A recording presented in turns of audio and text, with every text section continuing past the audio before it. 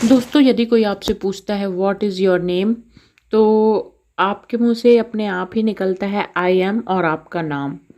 इसका मतलब ये है कि इंग्लिश बोलने के लिए कोई पर्टिकुलर बहुत ज़्यादा ग्रामर के रूल सीखने की ज़रूरत नहीं है और कुछ बेसिक स्ट्रक्चर को सीख कर ही हम इंग्लिश बोलना शुरू कर सकते हैं।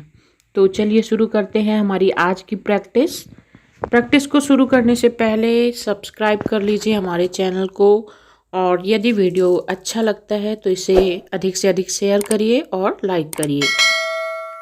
तो चलिए सीखते हैं इंग्लिश के कुछ और सेंटेंसेस को, ताकि आप इनको अपनी डेली बोलचाल की भाषा में उपयोग कर सकें। तो हमारा पहला सेंटेंस है यहाँ आओ, और इसको इंग्लिश में बोलेंगे कम हियर। Come here.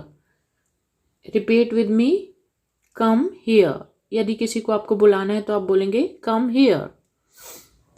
अब यदि किसी को हमें बोलना है वहाँ जाओ, तो वहाँ जाओ को हम इंग्लिश में बोलेंगे गो देयर। Go there. यहाँ आओ कम हियर, एंड वहाँ जाओ गो देयर। अब यदि हमें बोलना है कहीं भी जाओ मुझे क्या, तो इसके लिए हम इंग्लिश में बोलेंगे go anywhere I don't care. Go anywhere I don't care. Repeat with me, go anywhere I don't care. चलिए देखते हैं next sentence. Next sentence is झूठ मत बोलो। झूठ मत बोलो को इंग्लिश में बोलेंगे डोंट लाई और don't tell lie. Don't tell lie. जब किसी वर्ड के एंड में टी आए और उसके बाद आने वाले वर्ड में भी टी हो तो टा साउंड जो है वो ठा हो जाता है। तो हम बोलेंगे डोंट टेल लाई। चलिए देखते हैं नेक्स्ट सेंटेंस। फ़ोन उठाओ। फ़ोन उठाओ को इंग्लिश में बोलेंगे pick up the phone. Pick up the phone. Native speaker पा को फा प्रोनाउंस करते हैं, but we are not native speaker, so we should speak naturally as we can. Now repeat, pick up the phone. चलिए देखते हैं next sentence. मोजे पहन लो। मोजे पहन लो को इंग्लिश में बोलेंगे wear socks और put on your socks. wear socks और put on your socks.